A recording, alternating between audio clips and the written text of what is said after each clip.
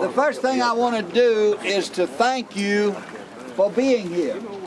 I know, and all of you know, that you could have opted to go down to the coast, to lay on the sand and swim in the ocean, to relax and just have a restful time, but instead you chose to come out here and work hard so that 10 more families could have a good place to live.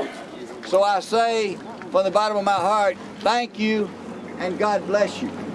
The inspiration, I would have to say, was my wife, because she left me and she went to New York and was considering a divorce because I was so consumed with business and making money that I didn't pay her any attention. And she didn't like that. And she said, I don't want to be a lonely rich woman for the rest of my life. And so she went to New York City and was counseling with a minister.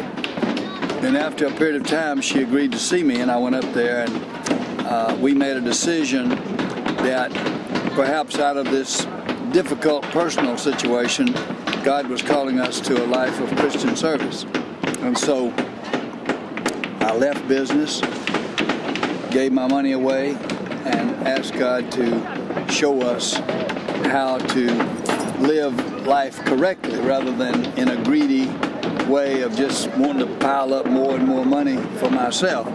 And God really led us, I feel, to a small Christian community near Americus, Georgia called Cornelia Farm, and that's where Habitat for Humanity was born. I think these young people who are here have chosen the harder road. They have chosen the tougher way, but it's the better way because whereas a week on the beach of just relaxing and drinking beer and jumping out of windows and singing funny songs might be kind of, quote, fun while it's going on, but at the end of the week you kind of feel a little empty. Yes. You know, what did I do with my week? I just goofed off. But at the end of this week, everybody will leave here feeling full emotionally and spiritually and psychologically that I really used my time well. I've got some sore muscles, but I've got some new friends, and I'm leaving a house behind so that a family for the next 20 or 30 or 40 or 50 years will have a good place to live, partly because of my effort. Have you ever been to New Jersey? I used to live in New Jersey. What part? I lived in northern New Jersey, in Glen Ridge and Montclair. Oh, okay. Okay. Well, we're from Jersey City, obviously. Yeah, I know Jersey City. How do you feel about us coming all the way from Jersey City to Georgia to help out? That question is asked a lot because, you know, people draw artificial lines and they think there's a line here and I'm going to go up to that line, but I'm not going to go over it. Well, guess what? God is the God of the universe, not just the God of the United States, not just the God of the world, but the God of the universe. And I just think these lines that are written on maps are all put there by people. God didn't put them there. And when you come down here, this is just a part of the earth. There's no gaping holes that you have to, you know, jump over to get here. It's just part of the earth. And unless somebody tells you where the line is between New Jersey and North Carolina and South Carolina and Georgia, you can't look on the ground and say that dirt over there looks different from this dirt over here. It's just all part of the earth. And people are people everywhere, and people in need. If we're able to give help, we ought to do it, no matter where they live. I want you to know, I walked in 30 years ago. I was a 24-year-old lawyer, and I walked in Millard's office in Americus. It was a house about the size of one of these Habitat houses.